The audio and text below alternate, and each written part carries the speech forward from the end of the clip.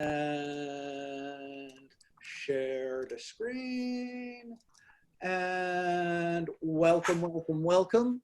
I appreciate everybody's effort. It's time to move on to the next unit, which is the 19th century, the 1800s, when technology really sped things up.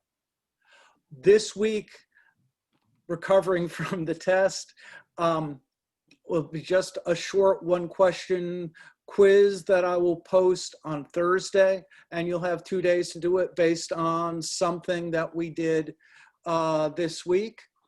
And then next week will be the next essay. The next essay is what we call, or what I call, unintended consequences. You know, you invent something and then things happen. For example, who would have ever considered, when they invented the cell phone, who would have thought of cyberbullying? I don't think the makers of the First Amendment ever considered revenge porn. Maybe Benjamin Franklin, but you know, people don't think of those things. And so next week is unintended consequences of the media. Lord knows all the misinformation and crazy conspiracy theories out there in our politics. I don't think the makers of the internet, and we'll get to that in that last part of the class, ever saw that one coming. So anyway, so that's the next thing, and that'll be next week. More on that as we come. Short one question quiz this week for 5 points to, again, help boost that grade after the test. Here is the test. Again, if you look at each question, most of you got them. Developmental school, I'm thrilled. People had the book in front of them, didn't, you know, you looked it up, but you knew what it was. Ancient cave paintings are media, that is good. Characteristics of the media include, the media includes, it's a medium. See? Surprised that people didn't get that. We have, yes, it is not really media, because it's one person, and yeah, it's interactive. So yeah, you can argue it either way, but that's good. Writing began for business. The Phoenician alphabet, and we talked about that a lot, including the review. The study of phonics, no, that came out in the 20th century. Rise of the Roman Empire, no, 1,000 years later.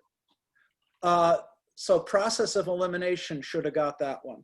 You can read, it's phonetic. You can read it out loud. We went over that several times. A little disappointed people didn't get that one. Yeah, Odyssey, Greek culture, that was good. Julius Caesar, Acta Diurna, a lot of people got that. The Christianity was because they were written down. Very good. Say, when you look at it this way, most people got most of the questions. Quran was written down. Greek and, right? Crusades. Pleased everyone got the printing press. News came before news is always, nope, advertising came first. It was always a business. Biased reporting was expected. Yes, that's very good. Protects us from what, or at least it should. Nope, they expect biased reporting. Those two come together. Do we have somebody in the waiting room? Yes, we do. Common sense, high literacy rate, broad readership. Yep, time of the Declaration of Independence. They didn't care about free speech. Ben Franklin, you know about. This is good. It's very vague. So again, overall, now, it's not implicit, it is explicit. It's there, it's the last part of the First Amendment. All you had to do was look at the First Amendment to get that one, and a lot of people missed it. It is not implicit in the First Amendment, it is explicit. And maybe that's tricky, but to me, it's clear. The right for freedom of assembly is there. Meaning of free speech. Government should avoid prior restraint. Most people got that. That's a tricky one. Government should not censor anything. This is what prior restraint is. And surprise, most people who got one got the other. Zenger got that. Alien and Sedition Act shows you that the framers of the Constitution were all about, again, jailing their opponents, right to redress grievances. I asked the same question twice just to reinforce it, but if you got one, you should have got the other. Okay, we have free speech. Purpose of the Bill of Rights is to say what the government cannot do. We said that many times. Okay, sources and organization, that's one of the least, that's in there. We said that in class. Another one, Mona Lisa, the artist this was hard,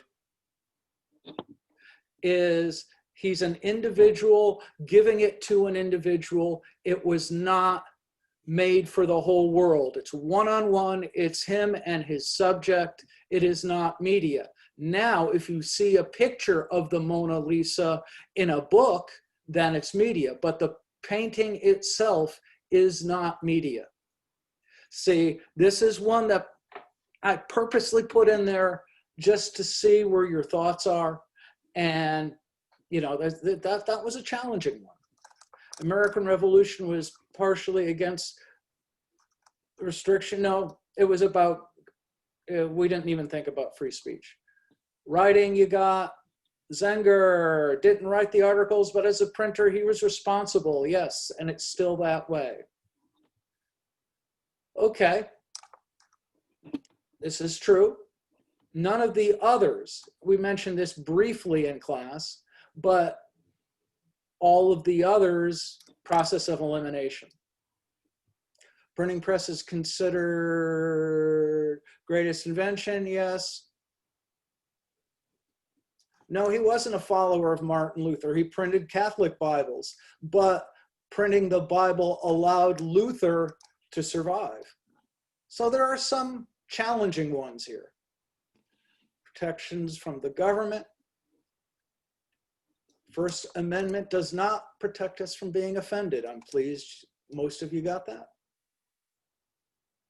Allows officials to censor? No, it does not. So there's a couple, okay. Nope. Most people thought this is true. No. Again, the printing press allowed people to think, and the first thing that happened, kings wanted to license printing press and throw them away. The whole concept of free press goes back to the US of A, not to Gutenberg. So did I ask that directly on the review sheet? No, but we did say it went back to the USA. This is one of the ones we want you to think. Yes, there are a couple of challenging questions here, but none of them everybody missed.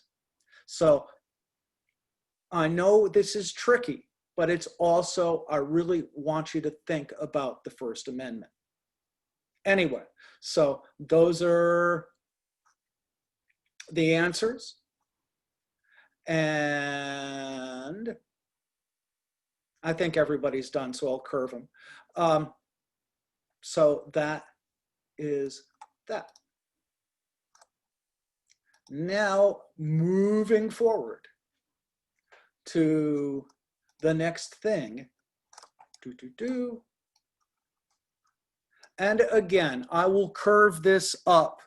Probably, you know, the average is a C. I'll move it up to a B. Everyone will get something out of it. Okay. Okay, here we go.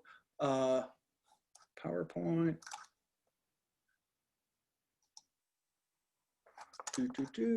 Open it up.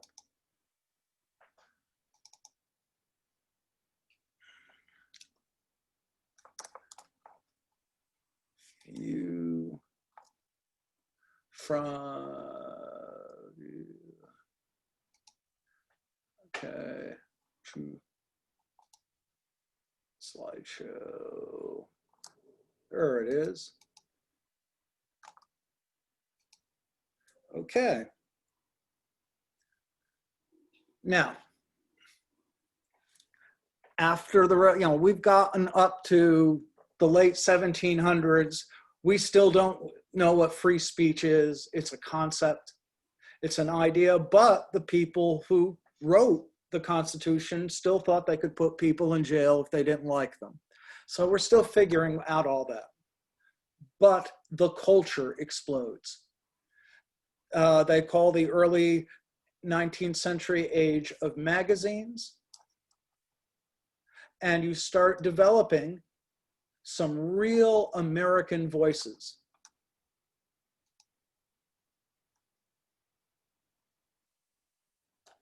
Washington Irving, Sleepy Hollow, Rip Van Winkle.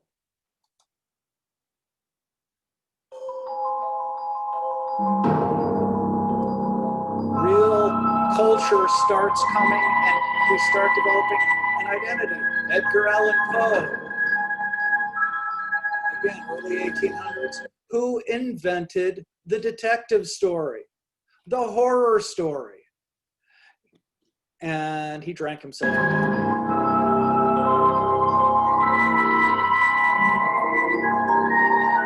Nathaniel Hawthorne, Scarlet Letter. And if you remember, Emma Stone was in the movie Easy A. It's the Scarlet Letter. It's a story that still holds up, that somebody's reputation wasn't very good, even though she didn't deserve it. And anyway, that story, again, is still with us.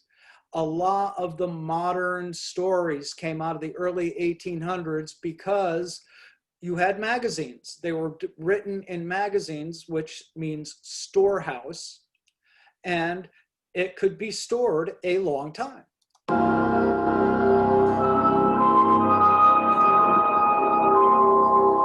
Moby Dick.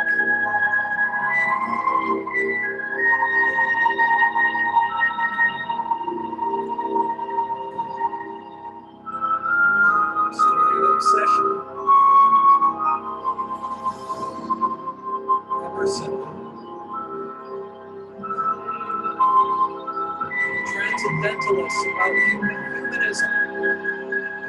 Thoreau, who was not. Thoreau, you know, lived in the woods by himself, but it was like 10 minutes from his mom's house. He made a big deal of it. But civil disobedience. The idea is, I'm not going to riot or burn something down. I will just sit here in my cottage and you just try to kick me out. Yeah, yeah, yeah. Thoreau invented civil disobedience, which is followed by Gandhi and then MLK.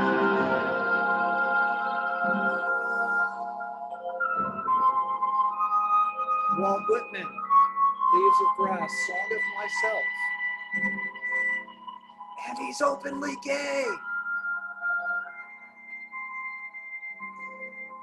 Emily Dickinson, The Interior Lives of Women.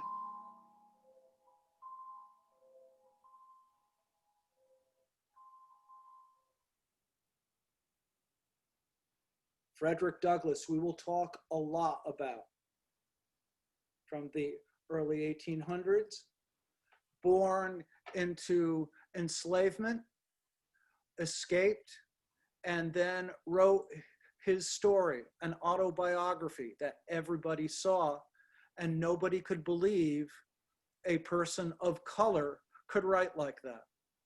And then when they heard him speak, they couldn't believe he could speak like that. He put a human face on the people on slavery, and he illustrated that people of color are as good as anybody. And these ideas started to happen in this country, in the US of A, because we had free speech, we had a literate, diverse populace, and people read stuff. So you have this explosion of voices. Mark Twain, who invented modern comedy.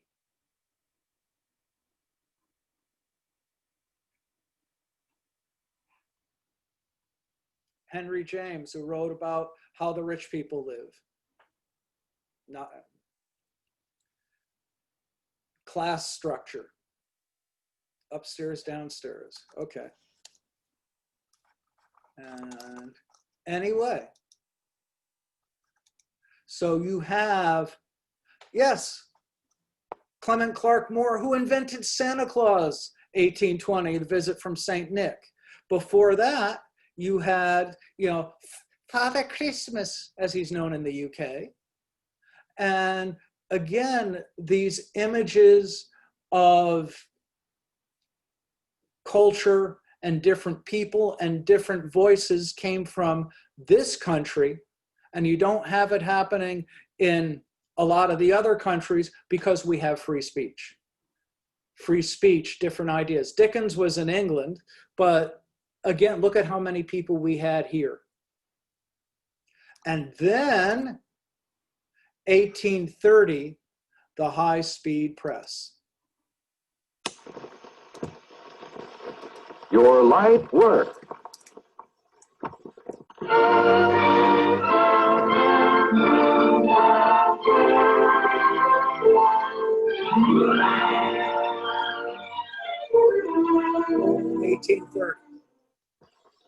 The art contributed more to man's progress than any other art.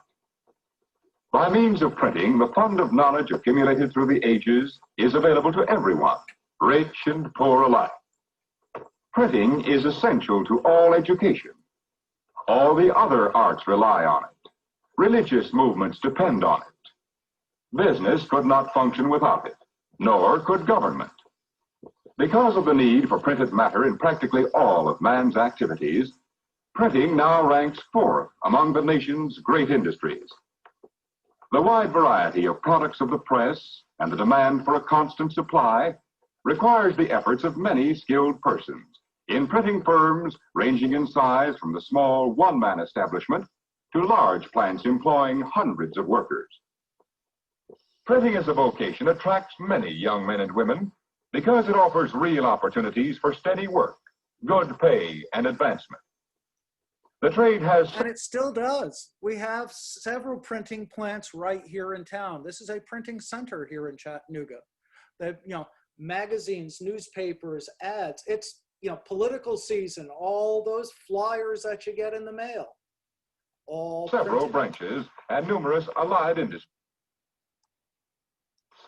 And third, bindery work, the folding or joining together of the printed sheets into various forms so that they may be sent to the public.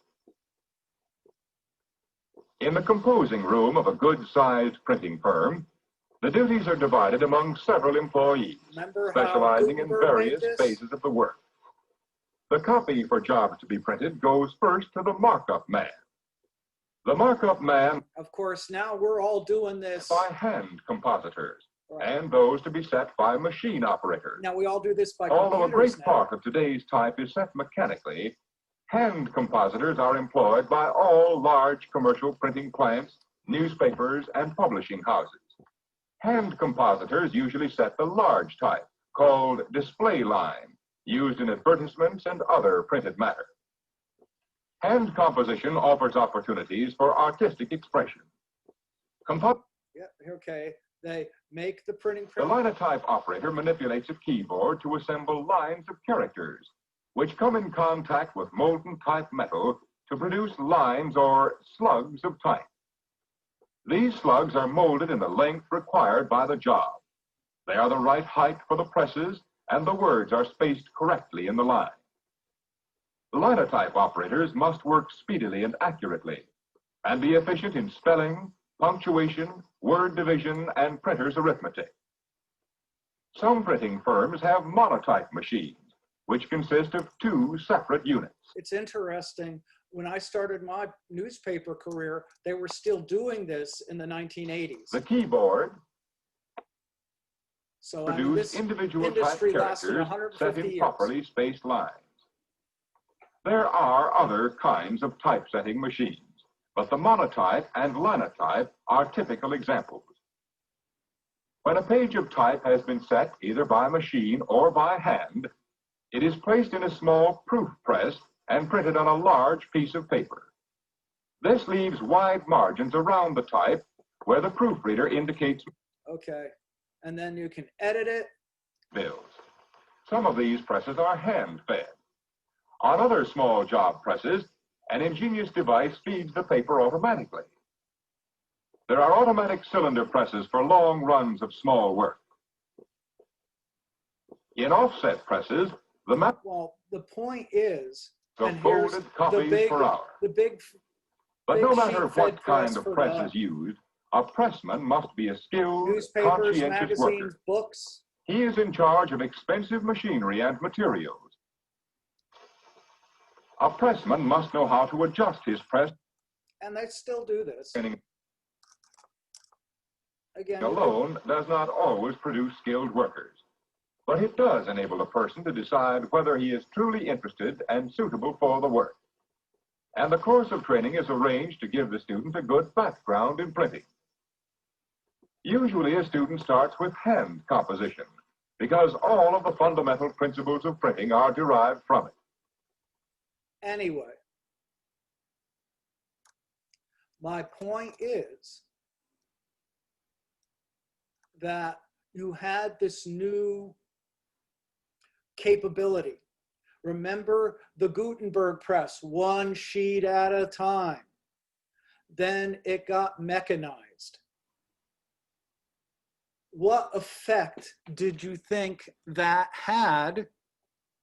This may be what I ask about on next week, or on Thursday, hint, hint.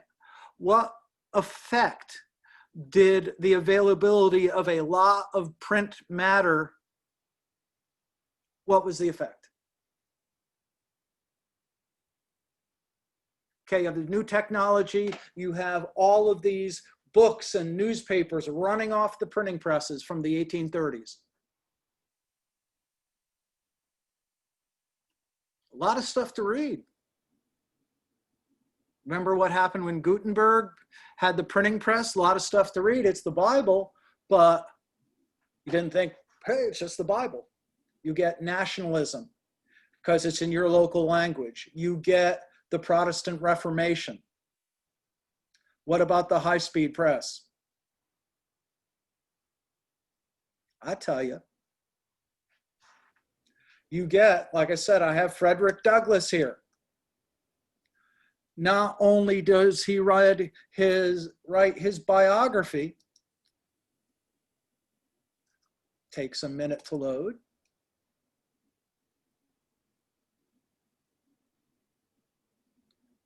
No one comes close to KX in winning. Only KX has more championships than any other manufacturer. Introducing the new Kawasaki KX450 and all new KX250 motorcycles, the bike that builds champions. Okay.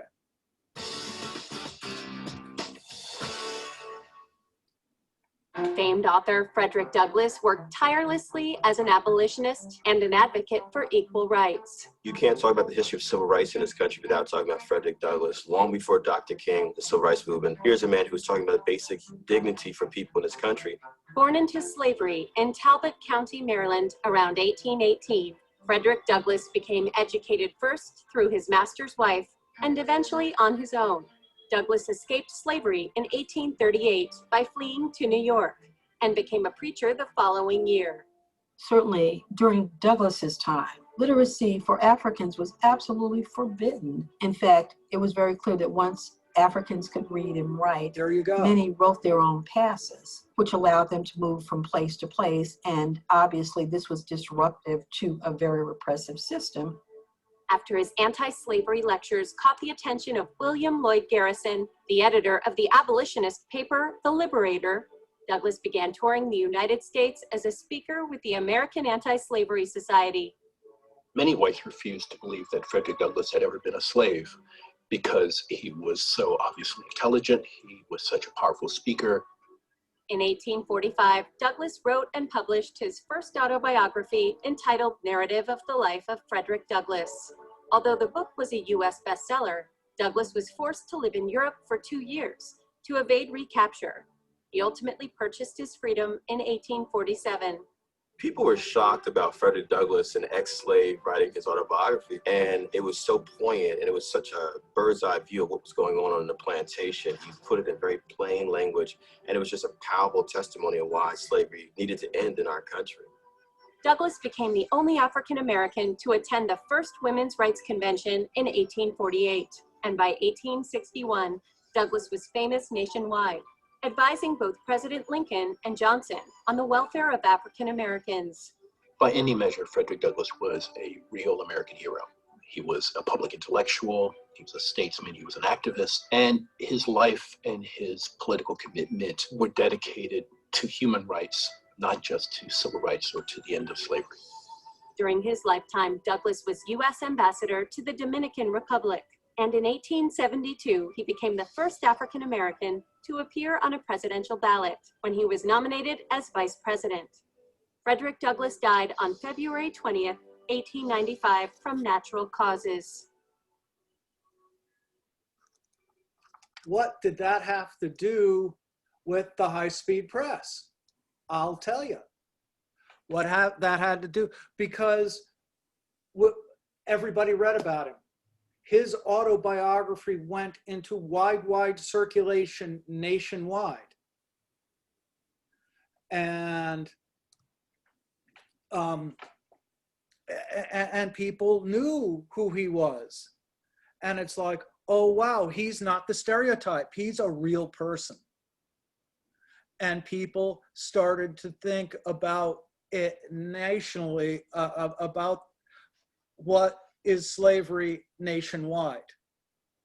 And people in New England, where I'm from, would read about this guy, and he's from Maryland, and people in South Carolina and Tennessee would read about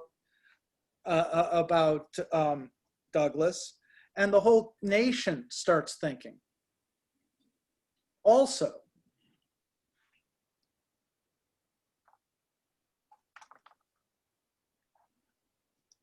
people start thinking.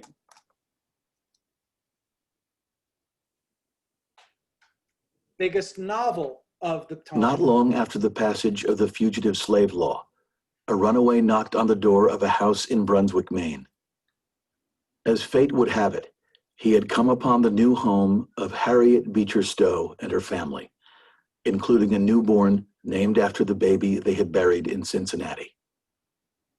Stowe was well aware of the punishment facing anyone who helped a runaway, but she was glad of the opportunity to defy the government. Before this law, I might have tried to send him somewhere else, she wrote her sister. As it was, all hands in the house united in making him up a bed. Like many Northerners, Stowe was deeply disturbed by the fugitive slave law. For her, fugitive slave law said, no matter where you are, you're still a slave. If you go north or anywhere else, we'll catch you and bring you back. There is no Its escaping cruelty was all too slavery. real. Every account of flight, of capture, tore at the agonizing memory of Charlie's death. My heart breaks at the cruelty and injustice our nation inflicts on the slave. I am tormented by the thought of the slave mothers whose babes are torn from them. I pray to God to let me do a little and to cause my cry for them to be heard. Leaving Cincinnati allowed Harriet to look back at those 18 years there and to process that experience of the slave riots, Charlie's death, the fugitive slave law, and it all came together in a vision. Instead of Christ on the cross, she saw an image of a slave being whipped. And she wrote the ending of Uncle Tom's Cabin when Uncle Tom dies. And when she read it to her family, they were all crying and they said, "Mama, you've got to write the rest of the story." On March 20th, 1852, a publisher released a book on a difficult subject by an unknown author. By the end of the week, Harriet Beecher Stowe's novel about the evils of slavery had sold 10,000 copies. Within 2 months, 50,000. 3 paper mills feeding. Look at that. That is what you can do with the high-speed press. A couple of weeks, you have 245,000 copies throughout the country. What does Uncle Tom's Cabin say? It shows that these are real people. Stowe lost a child, the character Eliza, who tries to pass for white, gets caught separated from her child and has to make the choice of going across the river to Cincinnati, which is a free state, or save her child, and she chooses freedom. This is a big book about real people. And we call Uncle Tom a derogatory phrase these days, but he's a good character. He's trying to hold his family together and live his life. It is hard. So she made, again, the people who were enslaved look like real people and not some caricature. And everybody in the country read it. And again, it says down here, Boston. People in Boston are starting to care about folks in Georgia and Alabama and Tennessee. It becomes national. 3 printing presses running 24 hours a day, and still the publisher couldn't keep up. Soon, Uncle Tom's Cabin began reaching vast new audiences, including many who had never read a novel when it was adapted as a wildly popular play. There you go. Multimedia. And these are people. And it's not just, the media didn't just wake us up about slavery. They mentioned another group that Douglas was involved with, the women's movement. The first women's caucus on women's rights, 1839 at Chautauqua. Women's voices, the idea of equal rights for women comes directly from the high-speed printing press. Women start reading, they start thinking about their lives. So again, unintended consequences. You have this new machine that prints lots of material. But the consequences of that is, what do they read about? They read about people of color, they read about women. And you start thinking, and if there's lots to read, people in the North and South are all reading the same things. You're not in a little village out in the woods anymore. You're in a country, and you're in a country with issues. We know how that turned out. So was the effect that it started to unify our nation's thoughts about social issues? Yeah, well, yes. What's the effect? I'm trying to. Well, okay. Now we'll get it into that a little bit. The effect was, okay, that this is real good, Nigel. The effect was that there's the direct effect. There was a lot more to read, and that's. But then you take it another step. What was there to read? The autobiography of Douglas, the Uncle Tom's Cabin, some women's rights works. And all of a sudden, well, Mary Shelley, who wrote Frankenstein. You have women authors. You have Jane Austen. You have women authors. You have people of color. So the one effect of having all of these voices is that you start thinking of, oh, wow, there's these people out there and they're people and not stereotypes. You brought up the question of nationalism, that yes, people in the North and the South are reading the same things. Why I didn't jump on that is people in one area might think, hey, this is terrible down there, slavery in the South is terrible, but people in the South might be saying, or in a plantation may be saying, hey, this is threatening our way of life, that things are working well for us. Who are these folks up north passing judgment on what happens with my farm in Virginia?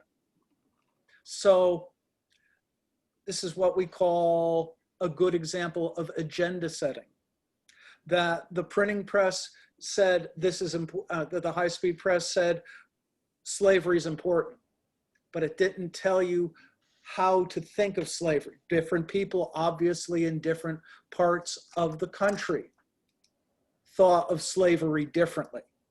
But the fact that we were thinking about slavery all the time, that was the effect. It put, the high-speed press put slavery front and center in the national debate. If you're in Vermont, you don't see enslaved people. Harriet Beecher Stowe is in Maine. Again, democracy. We're still working on democracy. Well, but if Frederick Douglass is a Black person with a brain, what rights does he deserve? If women are able to write and be creative, and we'll get into more of that, women start coming and getting jobs, what rights comes with that? So these are all secondary effects of a simple machine. So, and those are the kind of things. The person who invented the high-speed printing press was a guy named Ben Day. Did Ben Day think the Civil War would start just because he had a printing press? No. So, again, the media stuff, it is the technology, but look what the technology brings you. That's where I want to end that today. Next time, we will do another new technology at the same time, photography. Photography comes in at about the same time, and that makes it real. You see Frederick Douglass, he's not just a woodcut. You see that picture of him, he's a real guy. And so that changes a lot of things too. So you can see it is the era of technology. And next week we'll get to the telegraph. So yeah, this is what's going on. But you can see, and you could see again today, we have the phone. We have, that's changed everything. The internet, which we'll get to, has changed a lot of things. So yeah, you can see how technology changes everything. And anyway, so I will probably ask you something about the high-speed press, just like I just mentioned, next time. And then we'll talk about photography. And I will curve the test shortly, since I just went over it, and then do the midterm grades. Questions? Come on. Okay. Questions. Okay, someone had something in chat. Oh, is it okay if I just watch the recording later? Yes, you may.